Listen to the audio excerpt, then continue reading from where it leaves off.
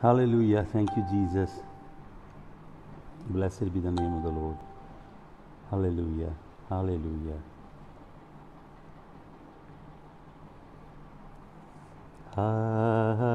Hallelujah. Hallelujah. For the Lord God Almighty reigns. Hallelujah.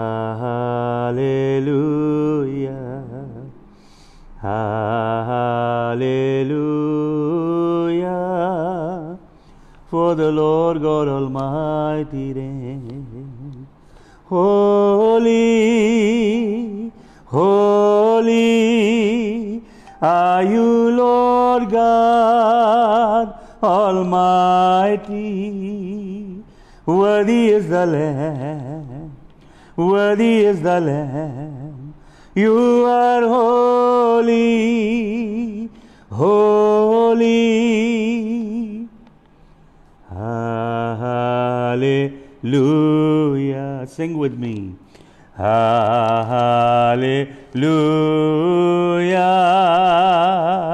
For the Lord God Almighty reigns. Hallelujah. Hallelujah.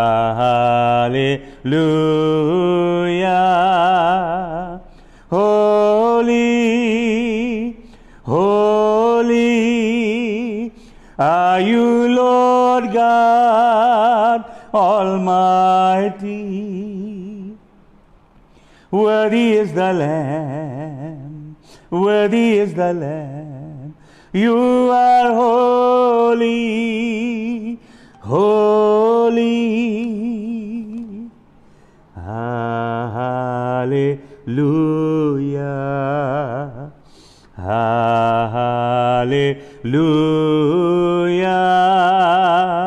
For the Lord God Almighty reigns. Hallelujah.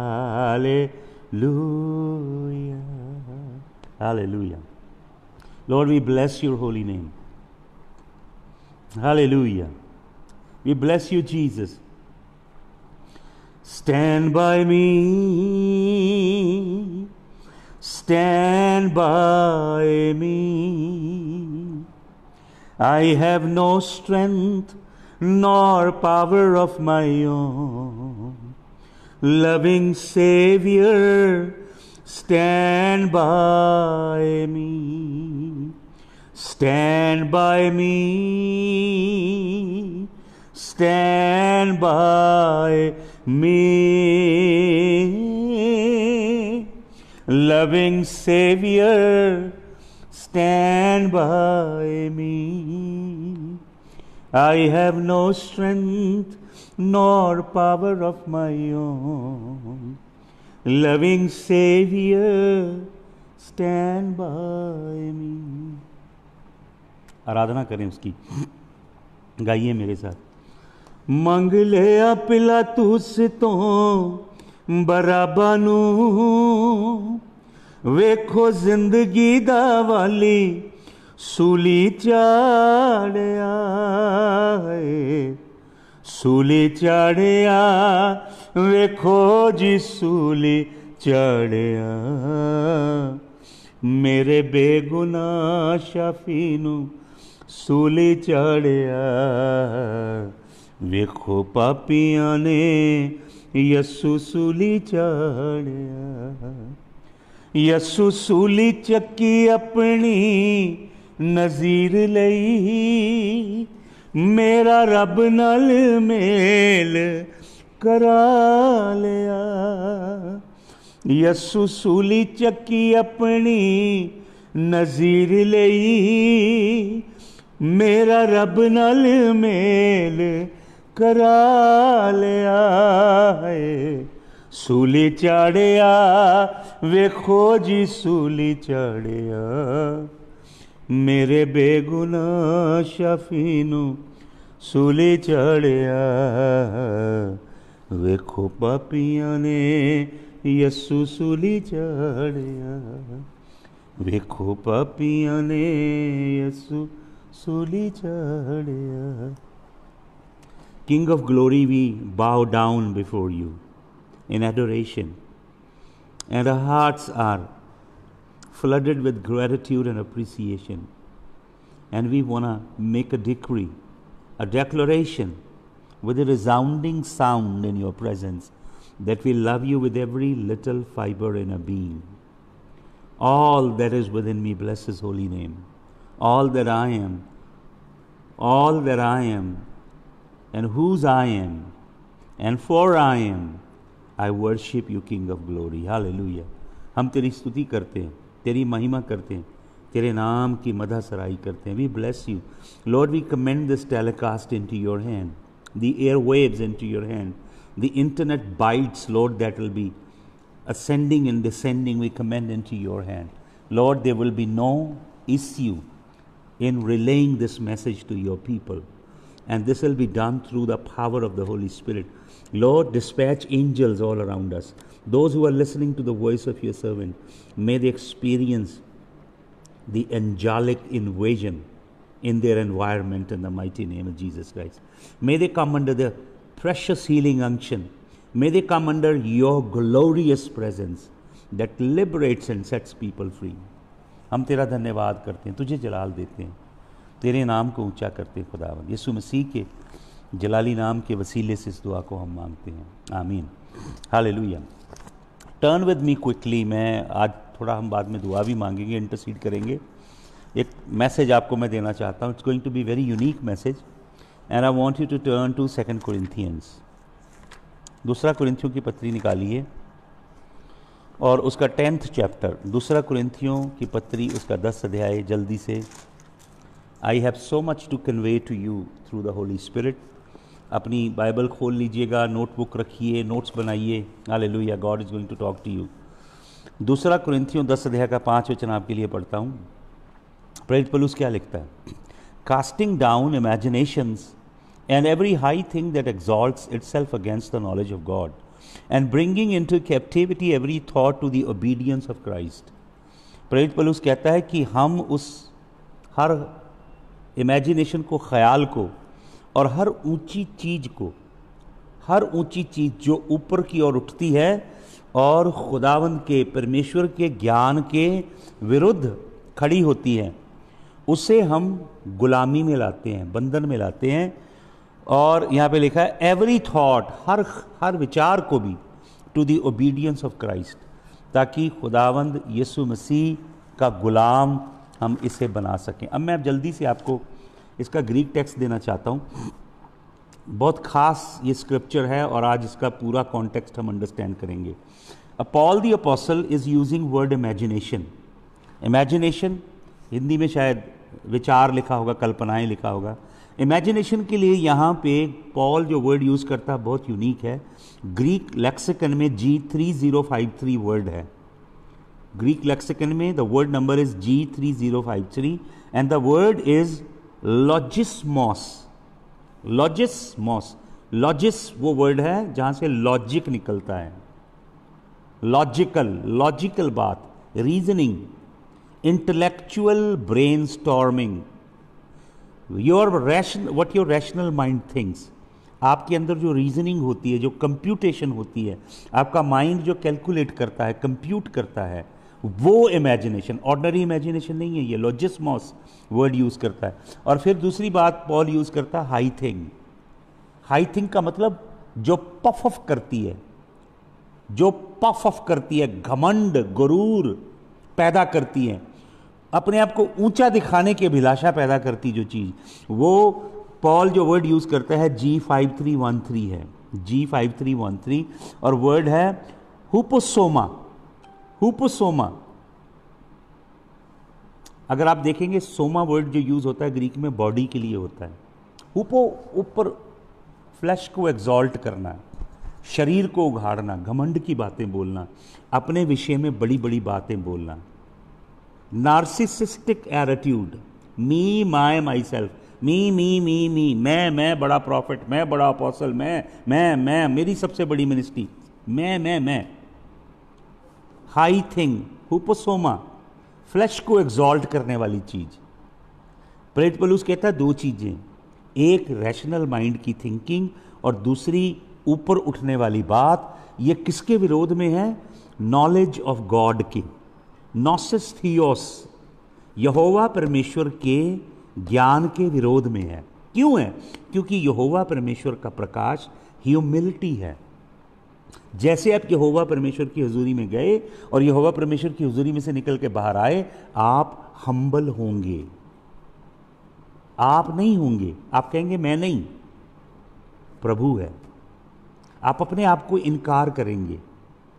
जब आप कहते हैं ना मैं बड़ा profit, बड़ा apostle, मुझे पापा को, डैडी को, आप अपने आप को एक्चुअली इनकार नहीं करवा रहे हो, एक्नॉलेज करवा रहे हो।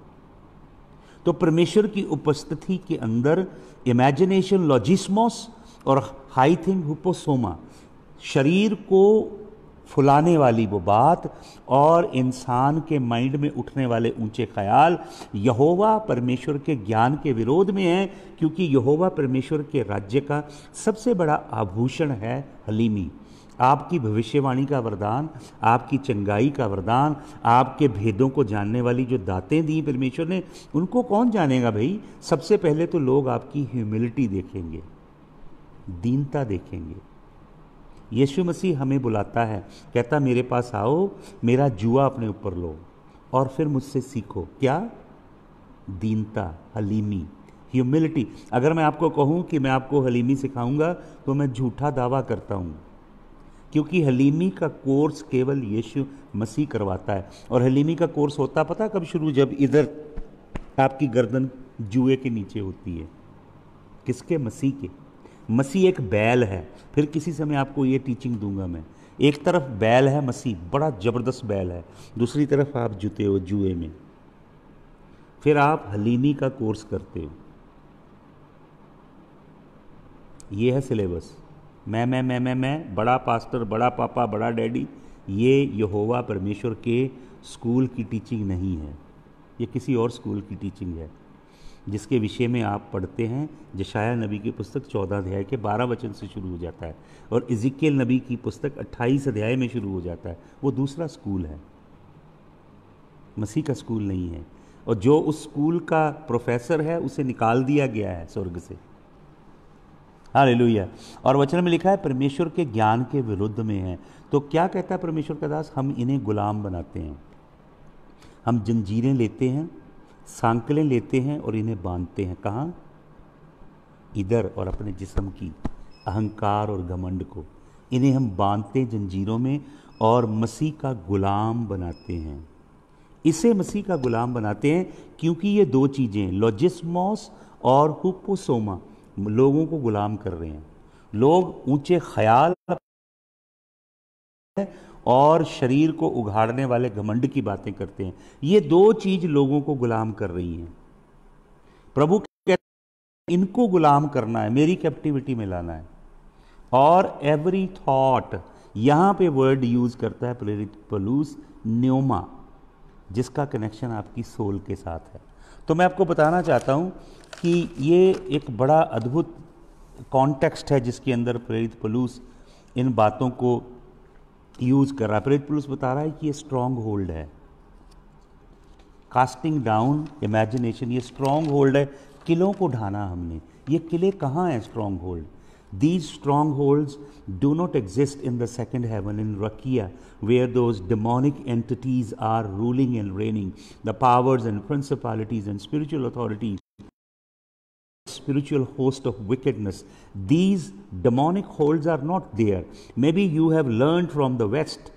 The teachers from the West taught that there is a war waging right over there, and these strongholds are those strongholds, namely stronghold of idolatry, stronghold of witchcraft, stronghold of sorcery.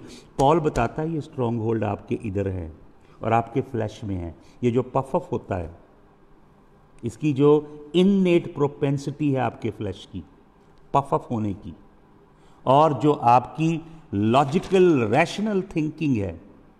वचन में क्या लिखा है? अपनी अकल का सहारा मत लेना। मतलब ये नहीं कि परमेश्वर ने जो आपको रैशनल माइंड थिंकिंग दी है वो गार्बेज है, लेकिन परमेश्वर ये कहता है कि मैंने तुम्हें एक इससे कहीं बेटर, इससे कहीं लाजवाब फैकल्टी दी है, रीजनिंग के लिए। वचन में लिखा we have the mind of Christ, हमारे पास मसीह का मन है। हालेलुया। तो ये जो किले हैं, पौलुस बताता है, जब ये किला बन जाता है किसी के अंदर, जैसे मान लो कोई व्यक्ति, उसको किसी ने बिट्रे कर दिया, मान लीजिए किसी ने प्यार में किसी से धोखा खाया, उसके अंदर वूंड्स हैं, जख्म है अंदर, बिट्रे किया गया, relationship turn sour and expectations were not accomplished and person was betrayed, or you carried a wound on the inside, आपके अंदर घाव हो गए, जख्म हो गए। तो आपकी क्या कोशिश होती है कि आप उस स्ट्रॉन्ग होल्ड के इर्द गिर्द दीवार बना देते हो। You don't want anybody to come inside. You become highly vulnerable. You don't want anybody to come and initiate a new relationship and give you even a deeper wound. So what you do as a protective measure, you build walls around the castle that is already there. The castle that is making you enjoy the victimization right inside. तो वचन में क्या लिखा, आप walls खड़ी कर देते हो और आपको शैतान बॉन्डेज में ले जाता है। हालेलुया। प्रेरित पौलुस एक बड़ी खास बात कहता है, पढ़िए एक वचन, 2 Corinthians chapter number 2 and verse number 11. 2 Corinthians chapter 2 verse number 11. Let me read this very very unique verse and let's find its context, the relevance in which Paul is talking about this. दूसरा कुरिन्थियों 2 अध्याय उसका 11 वचन। कोई आज मुझे कह रहा था मैं अंग्रेजी ज़्यादा बोल रहा हूँ, कि बीच में बहुत सारे लोग हैं, even now there are people from States and other places who don't know Hindi, लेकिन but I still speak more Hindi and less English, ताकि क्योंकि ज़्यादा लोग हिंदी वाले हैं। तो पढ़िए 2 कुरिन्थियों 2 अध्याय का 11 वचन, lest Satan take an advantage of us for we are not ignorant of his devices. Lest Satan take advantage of us because we are not ignorant of his devices. Now this is a very very powerful scripture, लेकिन अभी हम इसका context देखते हैं। अगर आप कुरिन्थियों की पत्री पढ़ें, कुरिन्थियों की कलीसिया में बहुत सारे डीप मसले हैं, समस्याएं हैं। अगर आप पढ़ते हैं 1 Corinthians chapter 5 पढ़ते हैं, तो कुरिन्थियों की कलीसिया में एक बहुत बड़ा मसला है सेक्सुअल इमोरालिटी का। There is uncanny kind of sexual immorality, sexual perversion and debauchery of a very very unprecedented kind. तो प्रेरित पौलुस उस कलीसिया में किसी एक व्यक्ति के लिए जो मॉरली डिप्रेव है, मॉरली बैंकरप्ट है, कोई किसी के विषय में खास बात कर रहा है, तो प्रेरित पौलुस क्या बताता है कि उस बंदे को प्रेरित पौलुस शैतान के हवाले कर देता है। कहीं ऐसा ना हो कि उसकी जो बुराई है पूरी चर्च में परपिट्रेट करे और बहुत सारे लोग जो हैं पाप में गिर जाएं। So Paul uses the apostolic authority to turn that person over to Satan for the destruction of the flesh with a hope that his soul will be saved. पौलुस कहता है कि उस बंदे को शैतान के हवाले कर दो। पौलुस अपनी एपोस्टोलिक अथॉरिटी यूज करता है, तो उस बंदे को शैतान के हवाले कर दिया जाता है। 2 Corinthians 2nd चैप्टर के अंदर जब आप आते हैं तो आपको उसका कॉन्टेक्स्ट मिल रहा है कि उस बंदे को जब शैतान के हवाले कर दिया, जो सेक्सुअली परवर्ट था, मॉरली डिग्रेडेड था, जिसकी वजह से कलीसिया के और लोगों के अंदर मॉरल डिप्रेविटी आ सकती थी, इस व्यक्ति के साथ कलीसिया के पासवान ने बात की होगी, एल्डर्स ने बात की होगी, चर्च ने एज अ फैमिली बात की होगी। Eventually Paul said hand him over to Satan so that he may suffer in the flesh, happily God may grant him grace and his soul might be saved. तो क्या होता है जब हम 2 Corinthians 2nd chapter पढ़ते हैं, we find the same person, वही व्यक्ति जिसके ऊपर पौलुस शैतान के हवाले जिसे करता है, उस व्यक्ति वो चर्च में से निकल जाता है और वो व्यक्ति और बुराई और पाप में जाता है, और उसकी वजह से उसके जीवन में कुछ ऐसी घटनाएं घटती हैं, बहुत दुखों में से और मुसीबतों में से वो व्यक्ति निकलता है। और लेकिन अच्छी बात क्या होती कि वो तौबा करता है, सच्चे दिल से रिपेंट करता है, अपने पापों को अंगीकार करता है, और प्रेरित पौलुस उस व्यक्ति को दोबारा चर्च में बहाल कर देता है, क्योंकि उस व्यक्ति ने तौबा की, परमेश्वर के वचन के अनुसार अपने आप को प्रभु के आगे दीन किया, अपनी बदकारी को अंगीकार किया और अपने व्यभिचार और गंदे कामों का परित्याग किया उसने।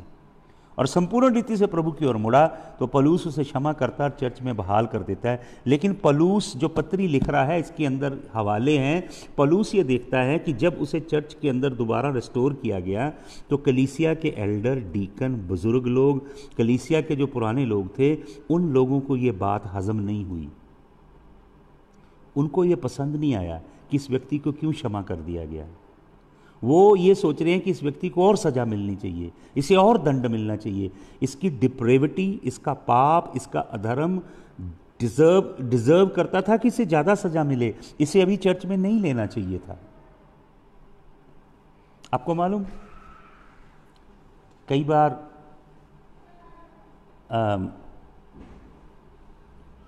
बार लोग क्या होते हैं, दे become so Holi that they become so mean.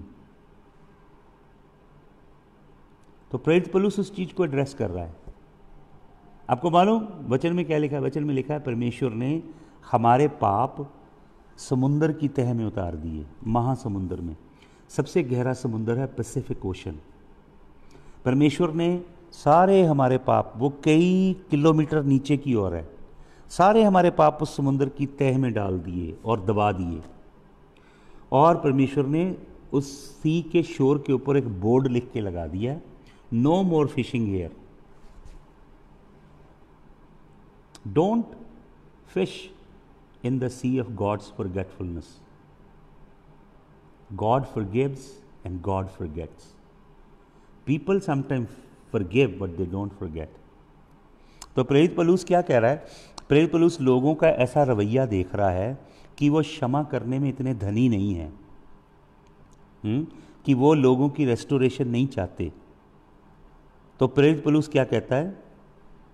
प्रेरित पौलुस कहता है, if you don't forgive your brother, if you don't treat him the way Christ would have treated him, Satan is going to use the same thing against you. क्या कहता है? 2 Corinthian 2:11 में प्रेरित पौलुस क्या कहता है? जो धर्म की ठेकेदारी तुम कर रहे हो, holier than thou art attitude है जो तुम्हारा, you are so clean that you are so mean. कई बार सेंट्स ऐसे होते हैं, so clean they become so mean. तो प्रेरित पौलुस कहता है कि तुम जिस तरह का बिहेवियर इस व्यक्ति के साथ कर रहे हो, माना इसने भयंकर पाप किए, अधर्म किए, लेकिन अब आपके पास कोई ग्राउंड नहीं है कि तुम इसे क्षमा ना करो। हालेलुया। प्रभु कहते हैं, अगर तुम मनुष्यों के ट्रेसपासेस क्षमा ना करोगे, तो तुम्हारा पिता भी तुम्हें क्षमा नहीं करेगा। जो ये प्रार्थना यीशु मसीह ने सिखाई ना, जिसे रब्बानी दुआ कहते हैं, शागिर्दों की दुआ कहते हैं, उसके अंदर एक लिंक है जो आपकी प्रार्थना रोक सकता है। If you do not forgive people their trespasses, neither will your father in heaven forgive your trespasses. Your prayer is blocked right over there because you don't choose to forgive. आपको मालूम यीशु मसीह कितनी गहरी बातें बोलता है, ह्यूमन रिलेशनशिप के ऊपर कितनी गहरी शिक्षा देता है। प्रभु कहता है, तू ऑफरिंग लेके जा रहा है परमेश्वर के हैकल में, तेरे दिल में ख्याल आता है कि तेरे भाई के लिए तेरे दिल में ग्रज है, go keep your offering there, go and reconcile with your brother. यीशु मसीह कहता है, तू अपने भाई के साथ सुलह करे, ये ज़्यादा लाजमी है कि तू यहोवा की हैकल में जाके परस्तिश करे। हालेलुया। मैंने आपको बताया कि 2 तख्तियां हैं 10 नियम की। पहली 4 आज्ञाएं यहोवा के संग रिलेटेड हैं, नीचे की 6 आज्ञाएं मनुष्य के संग रिलेटेड हैं। 40% 10 कमांडमेंट सिखाती हैं कि परमेश्वर के संग रिश्ता कैसे रखना है, 60% 10 कमांडमेंट ये सिखाती हैं कि हमने एक दूसरे के साथ रिश्ता कैसे रखना है। हालेलुया। आपको मालूम, प्रेरित पौलुस बहुत पावरफुल स्क्रिप्चर यूज करता है। प्रेरित पौलुस कहता है, we are lest Satan take an advantage of you, you who are so called spiritual, you who are so called deacons and elders in the church, you who think you are so clean that you are so mean, you who think that you are holier than thou art, Satan is going to take an advantage of you। कैसे? क्या word है advantage के लिए Greek में, जिसका meaning है over reach you for gain. Satan को foothold मिल रहा है, he is an advantage place. आपने टेनिस खेली कभी? टेनिस में एक एडवांटेज आता है डूस के बाद, जब डूस हो जाते हैं तो एडवांटेज आता है। तो जो सर्व कर रहा है प्लेयर वो एडवांटेज में होता है। Satan will be in the driver seat, Satan will have the advantage. He will gain an upper hand on you when you are judging somebody harshly. When that person has already repented according to the word of the Lord, and the Lord has already forgiven the person, but you are holding unto the sin of that person. आपको मालूम कई बार वो लोग जो आपका अतीत जानते हैं, जैसे मेरा अतीत कुछ लोग जानते होंगे मैं पहले कैसा था, अब मैं बड़ी गहरी रूहानी बातें करता हूं, तो उन लोगों को हजम नहीं होता मेरा ये एवतार, हजम नहीं होगा उनको। आपको मालूम 9th चैप्टर ऑफ, एक्चुअली मेरा कॉन्टेक्स्ट नहीं है पर मेरे को मैं उधर जा रहा हूं फ्लैट, तो 9th chapter of Johns gospel में हल्का सा कुछ आपको पढ़ के बताता हूं। यूहन्ना की इंजील उसके 9 अध्याय में एक कहानी है, बड़ी ज़बरदस्त कहानी नहीं है बाइबल, मतलब जैसे हम कहें कि एक इवेंट है। यहाँ पे लिखा है यूहन्ना की इंजील 9 अध्याय, यहाँ पे लिखा as Jesus passed by he saw a man which was blind from his birth, जन्म से अंधा है, माँ की कोख में अंधा था, माँ की कोख में उसकी आंखें शायद फॉर्म नहीं हुई। And his disciples asked him saying master who did sin this man और his parents that he was born blind. अब चेलों को अपनी थियोलॉजी को सेटल करना है, उनका थियोलॉजी ये सिखाती है कि किसी न किसी ने पाप किया होगा, पर क्योंकि ये तो माँ की पेट में अंधा है इसलिए इसको तो मौका मिला नहीं पाप करने का, सो ऑब्वियसली समबडी जनरेशनल कर्स होगा कोई जिसकी वजह से ये अंधा पैदा हुआ। वो अपनी थियोलॉजी को सेट करना चाहते हैं, लेकिन यीशु मसीह उनकी थियोलॉजी में इंटरेस्टेड नहीं है। यीशु इन मैनिफेस्टिंग गॉड्स ग्लोरी, हालेलुया। आपको मालूम जो फॉल्स रिलीजियोसिटी है वो सिर्फ अपनी डॉक्ट्रिन को, स्पिरिचुअल जो जिसका स्पिरिट पे माइंड होता है वो यहोवा के जलाल की ओर, as I am in the world I am the light of the world. को परसों मैसेज दिया था जब मसीह उस औरत को जिसे पकड़ के लाते हैं फरीसी लोग और कहते हैं इसे पत्थर मारो, हमने इसे जनाकारी करते पकड़ा। मैंने आपको बताया था जीसस उनके नाम डस्ट में लिखता है, क्योंकि लिखा था कलाम में जो लिविंग फाउंटेन को रिजेक्ट करेंगे उनके नाम डस्ट में लिखे जाएंगे। यीशु मसीह आपको और मेरा नाम अपनी ज़िंदगी की किताब में लिखता है, लेकिन उनका नाम डस्ट में लिखा, दे विल, जिसका मतलब they are doomed, they will perish, they will never see the light of God, they will forever dwell in the darkness. तो यीशु मसीह जब उस औरत को क्षमा करता है तो उसे बोलता है did not anybody condemn you, वो कहती no, nobody condemned me lord. So Jesus कहता है neither do I condemn you, go home and sin no more. यीशु मसीह उसे लाइसेंस नहीं देता, उसे क्लीन चिट देता है, लेकिन बदकारी करने का लाइसेंस नहीं देता। God loves the Sinner but his love would not allow Sinners remain in the same condition, hallelujah. तो आपको मालूम उसके बाद जब वो औरत चली जाती है, यूहन्ना 8:12 में यीशु मसीह कहता है आई am the light of the world. क्यों यीशु मसीह ये किन ओकेजन्स पे किस कॉन्टेक्स्ट में बोलता है? यीशु मसीह बता रहा वो औरत जो जनाकारी करती है ना, पाप कर रही थी, सेक्सुअल के अंदर अंधेरा था पाप का, चमक उसके अंदर अंधेरा है, इस I am the light of the world। तो वचन में लिखा when he had thus spoken he spat on the ground and made it and anointed the eye with clay। Some scholars कि this man did not have the eyeballs नहीं थी, ये ऐसे shut था पूरा ये गेट उसके। Some scholars say that। तो यीशु मसीह ने क्या किया? He spat on the ground, जमीन पे थूका। मैं बड़ा हैरान हूं किसी ने होली स्पिटिंग मिनिस्ट्री शुरू की अभी तक। अभिषेक तो थूक की सेवकाई है, उसने थूका ग्राउंड के ऊपर और सॉइल को क्या किया? मेड क्ले, उसने क्या बनाया? क्ले। यशायाह 29:29-16 में, 41:25 में, नेहम की किताब 3:14 में, रोमियो 9:24 में लिखा है जैसे कुम्हार क्ले को बना के बर्तन बनाता है। उसने थूका, उसका सलाइवा ज़मीन पे गिरा। मैंने कल आपको बताया था सलाइवा जो आपका, इसके अंदर आपका डीएनए है।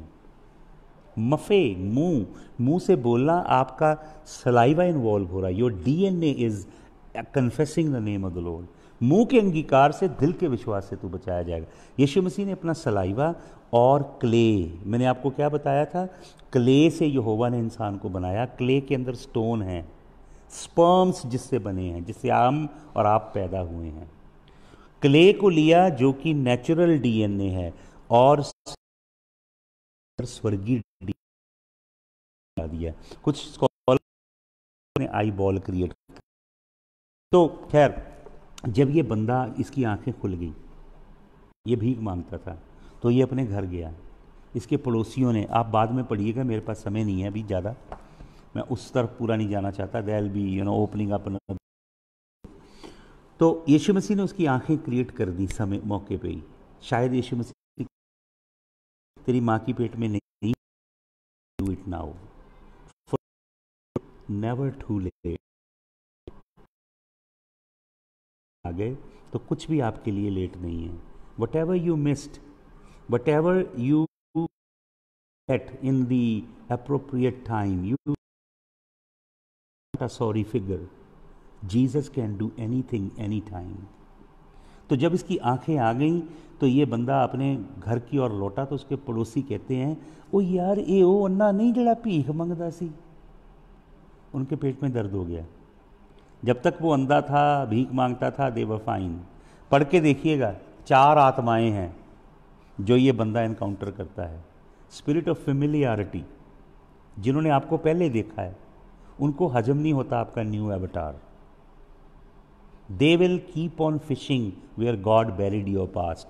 For God you do not have any past, you live in the now.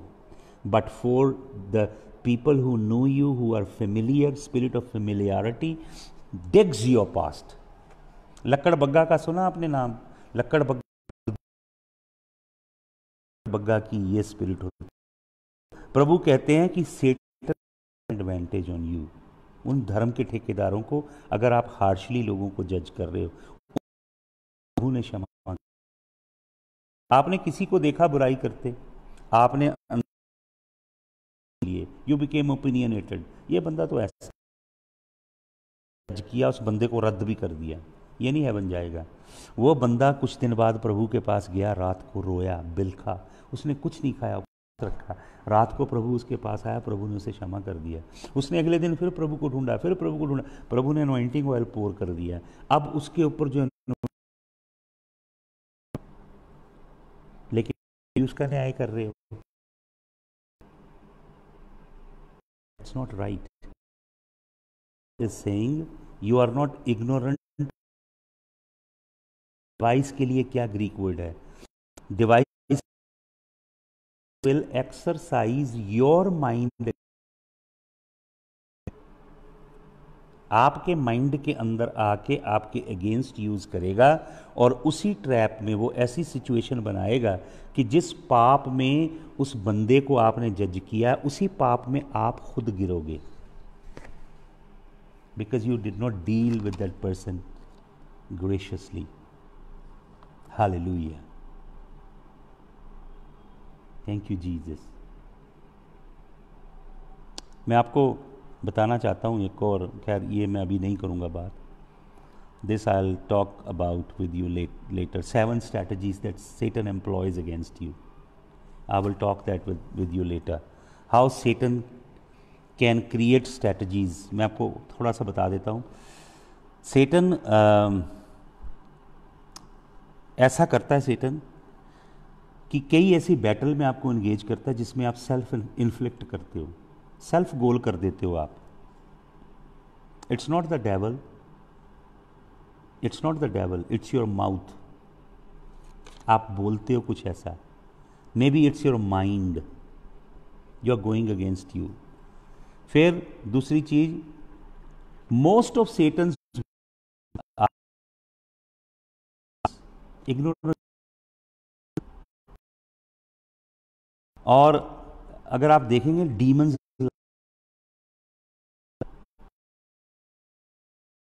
He will, वही जो बातें मैंने आपको दो लॉजिस्ट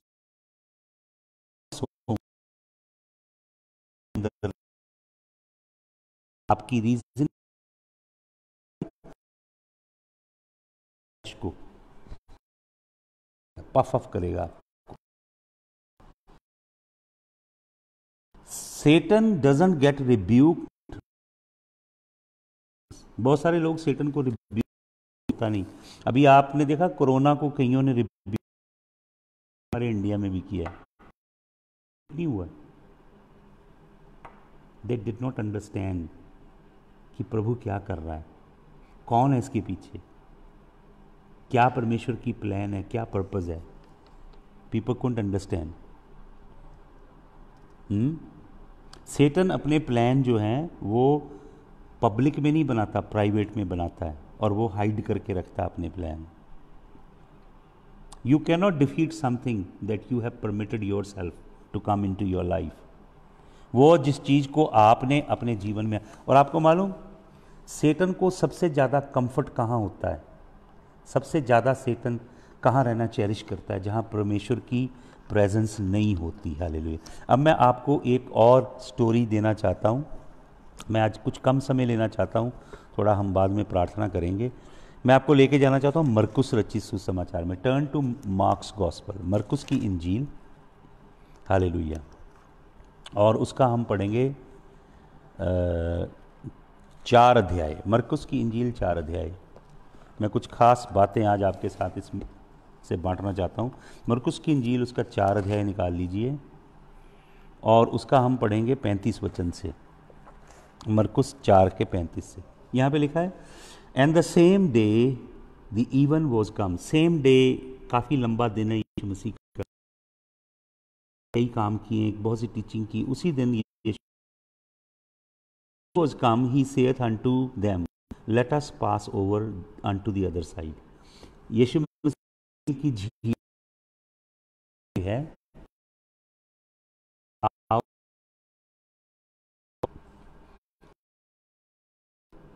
सदर्न साइड की ओर चलें, नॉर्दर्न वेस्टर्न साइड की ओर से ईस्टर्न सदर्न साइड की ओर चले।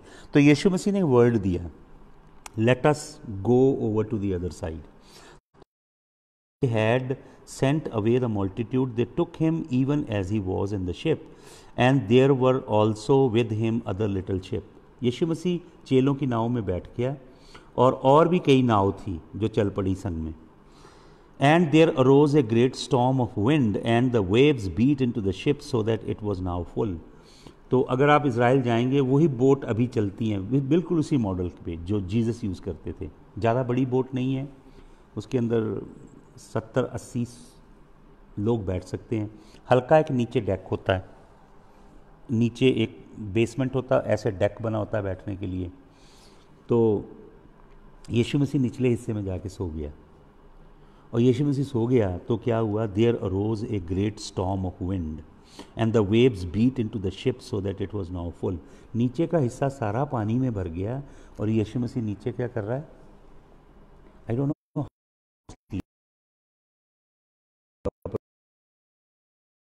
अभी यीशु मसीह नीचे सो रहा है, होना चाहिए। स्टॉर्म हो, लहर, और नाव के अंदर पानी आता हो, स्टॉर्म थपेड़े मारता हो, तभी यीशु मसीह सो गया, क्योंकि यीशु मसीह को अपनी भाषा है, क्योंकि यीशु मसीह वो बोलते चले। हालेलुया। लिखा है पिल्लो लेके नीचे सो रहा था यीशु मसीह निचले हिस्से में जाके। आपको मालूम स्टॉर्म क्या वजह है? मैंने आपको बताया था पहले कि जो सी है मीन सी लेवल के, और जो डेड सी है वो 2500 फीट बिलो है मीन सी लेवल के। जियोग्राफिकली एक बड़ी ही अमेजिंग लोकेशन है डेड सी की, सी ऑफ गैलिली की। ये वायलन की तरह दिखता है, या जिसे हार्प बोलते हैं इसराइली, उसकी तरह उसकी शेप में है ये, और इसकी जोग्राफिक लोकेशन बड़ी ही यूनिक है। जो नॉर्दर्न साइड है वहाँ पे पहाड़ हैं, उन पहाड़ों से जब विंड ब्लो करती है तो ऐसे स्टॉर्म्स आते हैं, सडन स्टॉर्म्स आते हैं, बहुत स्केरी। और इसकी जो नॉर्दर्न वेस्टर्न साइड है उसमें नीचे रॉक्स हैं, कुछ रॉक्स ऐसी हैं जो नीचे जा रही हैं 800 फीट 700 फीट नीचे जा रही हैं, और वो रॉक ऐसी बनी है कि वो एक लगून क्रिएट कर देती हैं समुद्र के अंदर। ऐसे रॉक्स के अंदर जब नाव आ जाती है और स्टॉर्म आता, क्वाल आता है और वो बोट कैप्साइज कर जाती है तो नीचे चली जाती है, क्योंकि बॉटम बहुत डीप है। यीशु मसीह के चेले ज़्यादा मछेरे हैं, मछली पकड़ने वाले हैं, इनको पूरे सी ऑफ गैलिली का पता है। इनको मालूम है अगर यहाँ पे बोट कैप्साइज हुई वी विल पेरिश। तो मैं आपको बताना चाहता हूँ कि विंड जो आती है ना वहाँ पे, wind that come from the northern side, heavy pressure वाली विंड ऐसी वेरिएशन करती हैं, एयर की लेयर की वेरिएशन क्रिएट करती हैं कि 5 से 15 फीट 12 या 15 फीट तक ऊंची वेव बन जाती है। ऐसे वेव आती है, 5 से 12 फीट ऊंची वेव आती है। हालेलुया। और बहुत खतरनाक सिचुएशन क्रिएट कर सकती है। दूसरी जो चीज़ है यहाँ पे अगर आप पढ़ेंगे मरकुस 4 का 37 में इंग्लिश में लिखा tempest arose, there arose a tempest, and if you look into Greek word for tempest it is seismos, the word there you get seismograph. क्या होता है? वो टेक्नोलॉजी है जिससे डिटेक्ट किया जाता है ओशन के नीचे जो टेक्टोनिक प्लेट्स हैं उनकी मूवमेंट क्या है। तो जो सी ऑफ गैलिली है उसके सर्टेन अंदर वल्नरेबल टेक्टोनिक प्लेट्स हैं, वो कोलाइड करती हैं प्लेट्स। जब प्लेट्स नीचे कोलाइड करती हैं under the sea there is a earthquake movement, it causes a very very dangerous storm.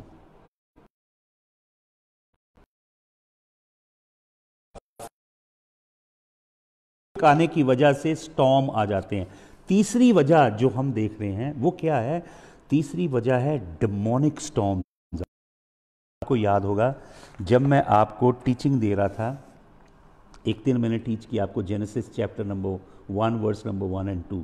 Verse number 1 पे मैंने आपको बताया बेरेशित 12 एलोहिम, याद है आपको? बेरेशित 12 एलोहिम एत हशमाइम वायत हाअरिट्स, ये 7 फोल्ड टीचिंग है जेनेसिस चैप्टर 1 वर्स नंबर 1 में। कई 100 घंटे की तालीम एक ही आयत के अंदर है, पूरी साइंस भी है इसके अंदर, क्वांटम फिजिक्स, जो आप ढूंढना चाहो सब कुछ इन 7 लेटर्स में आपको मिलेगा। सेकेंड वर्स में लिखा है द अर्थ बिकेम वॉइड, पृथ्वी सुनसान थी। हालेलुया। पृथ्वी सुनसान, हिब्रू वर्ड है तुहु वहु, तुहु वहु, सुनसान थी। हालेलुया। और मैंने आपको बताया था कि डिमोनिक एंटिटीज की प्रेजेंस है वर्स नंबर 2 में। और मैंने आपको बताया था तहोहोम, हिब्रू वर्ड है तहोहोम, तहोहोम, जो लिखा ना डीप के ऊपर अंधेरा था, डीप के ऊपर, डीप के लिए हिब्रू वर्ड है थोहोम। थोहोम जो वर्ड है इसी की रूट से तियामात वर्ड निकला है। बेबीलोनियन डीटी है तियामात।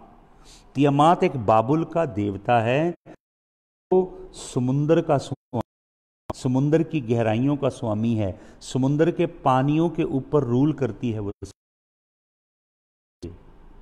शैतानी समुद्रों पर राज करती है।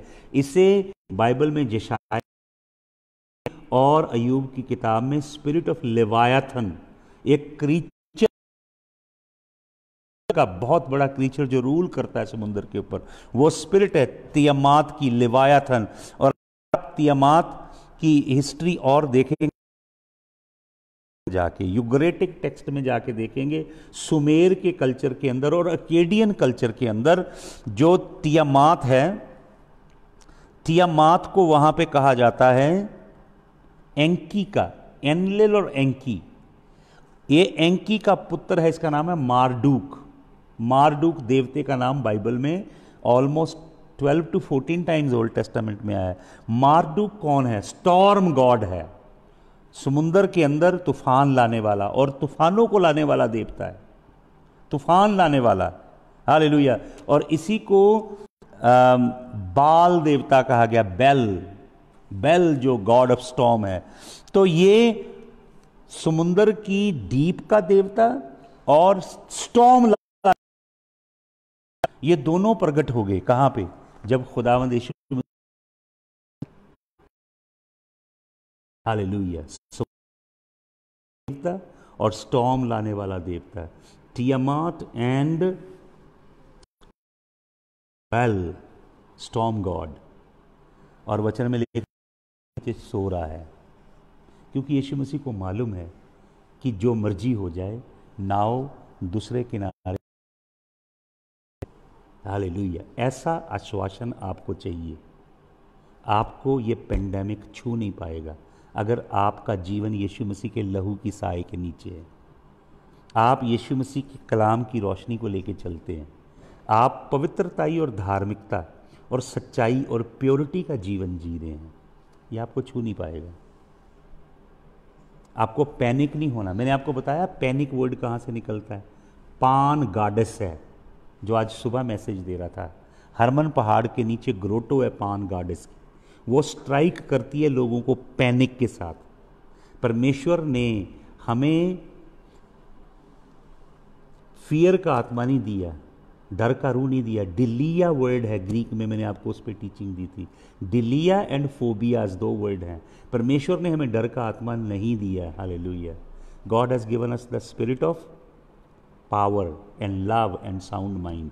और मैंने आपको बताया था साउंड माइंड के लिए जो ग्रीक वर्ड है वहाँ पे वही है जो आज हम ये टेक्स्ट पढ़ रहे हैं। वो जो व्यक्ति जिसके अंदर दुष्ट आत्माएं थी, जब यीशु मसीह ने उसे नया जन्म दिया, वो कपड़े पहन के साउंड माइंड में यीशु मसीह के चरणों में बैठा है। ये साउंड माइंड हमें दिया है। खैर, इस पर हम फिर बात करेंगे। तो यीशु मसीह नीचे है और समुंदर का देवता शैतानी, प्राइमोडियल स्पिरिट और स्टॉर्म गॉड दोनों आ गए। यीशु मसीह एक असाइनमेंट पे जा रहा है। यीशु मसीह की असाइनमेंट को रोकने के लिए ये तूफान है। हालेलुया। आपको मालूम बाइबल में कई तरह के तूफान हैं। ये डिमोनिक तूफान है। कुछ तूफान हैं जो परमेश्वर भेजता है, उस तूफानों में से आपको होके गुजरना है। वो आपकी ट्रेनिंग के लिए हैं। एक और बार यीशु मसीह ने चेलों को तूफान में खुद भेजा, तुम मेरे से पहले चले जाओ। वो तूफान चेलों की ट्रेनिंग के लिए था। हालेलुया। कुछ लोग कह रहे हैं नेटवर्क नहीं है, मैं थोड़ा सा मूव करके देखता हूँ। हालेलुया। अगर आपको नेटवर्क मिल जाए। मेरी तरफ से नहीं है, शायद ये प्रॉब्लम आप ही की तरफ से है। Hallelujah, hallelujah. तो वचन में क्या लिखा है? वचन में लिखा है, हालेलुया, हालेलुया। वचन में क्या लिखा है? वचन में लिखा है कि प्रभु यीशु मसीह उठता है। और आपको मालूम ही एरामिक भाषा में बहुत खूबसूरत है ये। एरामिक में मत्ती की इंजील का टेक्स्ट अगर मिले, एरामिक भाषा में यीशु मसीह जब उठता है नीचे से, नाव के ऊपर के डेक में जाता है, शायद ऐसे रस्सियों को पकड़ता है जिनमें सेल हल्की सी लगी है, और ऐसे सामने तूफान को देखता है। बाल है सामने, हालेलुया। मारडूक देवता है, और समुंदर के अंदर देखता लहरें उठ रही हैं, और डेमोनिक एंटिटी है, primordial spirit in the sea. Jesus looks at those 2 demons, and you know the Aramaic, in Aramaic what Jesus says is very profound. Jesus just speaks Jesus doesn't yell very powerfully at the top of his lungs, at the top of his pitch. No. जैसे कोई व्यक्ति किसी के घर में बड़ा खूंखार कुत्ता हो, बहुत ज़बरदस्त पिटबुल या ऐसा, और कोई उनके घर में आए और कुत्ता फरोशसली उनके ऊपर पड़े, बंदा डर जाए। लेकिन जिस मालिक का कुत्ता है, वो कुत्ते को बोलेगा, हे रॉकी, जो भी नाम है, चुप हो जा। कुत्ता करके उसी समय चुप कर जाए। उसी समय समुंदर, हालेलुया, टियामात, और उसी समय मारडूक और बाल उसी समय शिदम हो गए। हालेलुया, उसी समय शिदम हो गए, क्योंकि ये तूफान डीमंस लेकर आए थे। जो चेलों को प्रभु ने भेजा था, वो तूफान प्रभु की ओर से था। उस तूफान को यीशु मसीह ने डांटा नहीं, बल्कि पानी पे चलता हुआ चेलों के पास आ गया। और आपको मालूम एक और तूफान है, और ये जो और तूफान है, ये आपके पाप की वजह से है। When you sin and when you disobey God, तब ये तूफान आपके जीवन में आएगा। When you disobey the Lord, hallelujah. मैं आगे और जा रहा हूँ ताकि आपको नेटवर्क मिले। आपको मालूम जोना को परमेश्वर ने इधर भेजा, ईस्ट की तरफ। इधर मेरे ईस्ट है, इधर मेरे वेस्ट है। जोना को ईस्ट की तरफ भेजा, तो जोना किधर चला गया? तारशीश। आपको मालूम तारशीश कौन सी जगह है? स्पेन है। उसे गॉल कहा जाता था उस समय। Jonah went to Spain as far as he could get from God. Disobey किया उसने। और आपको मालूम, वचन को गौर से पढ़िएगा, जोना को इवेंचुअली जब फेंका गया, बोर्ड के ऊपर से नीचे फेंक दिया गया, जोना एक्चुअली डाइड। समुंदर के अंदर जाते उसकी मौत हुई, लेकिन मरने से पहले वो परमेश्वर के आगे दुआ कर रहा था। When Jonah died, then God commanded a fish to swallow Jonah, so that Jonah's body would not decay and animals may not eat.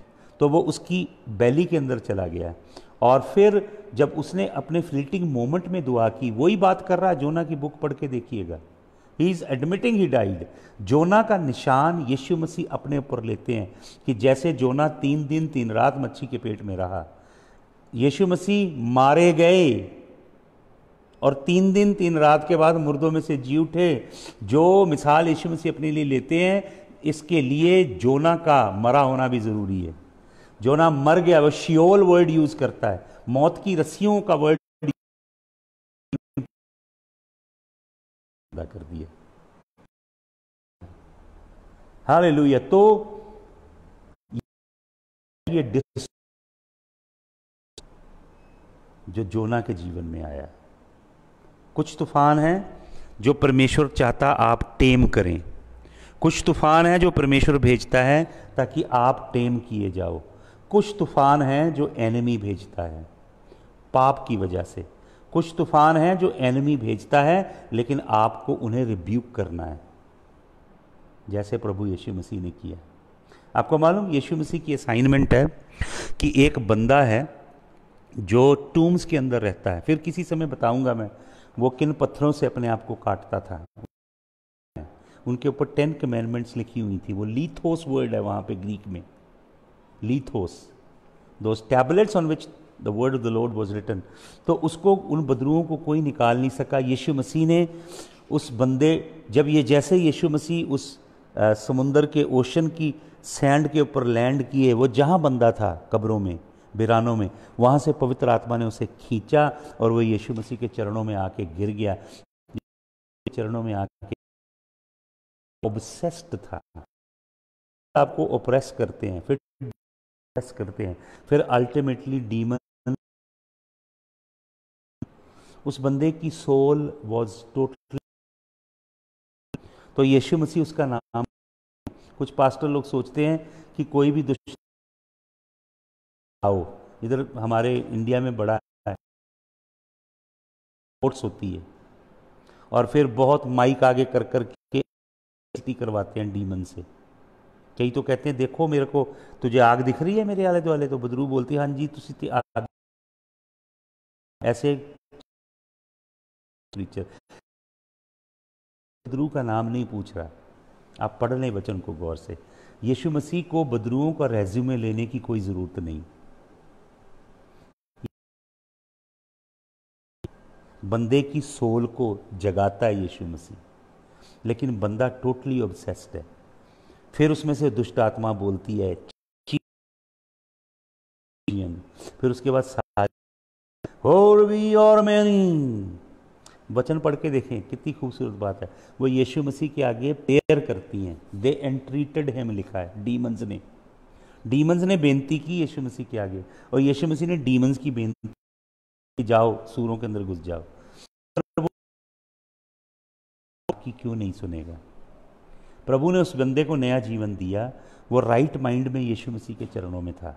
आपको मालूम, सेटन को मालूम था ये काम प्रभु करेगा, तो सेटन जीसस को रोकना चाह रहा है कि जीसस वहां ना जाए। क्यों? पढ़िएगा, मैंने शायद आपको पहले भी बताया है।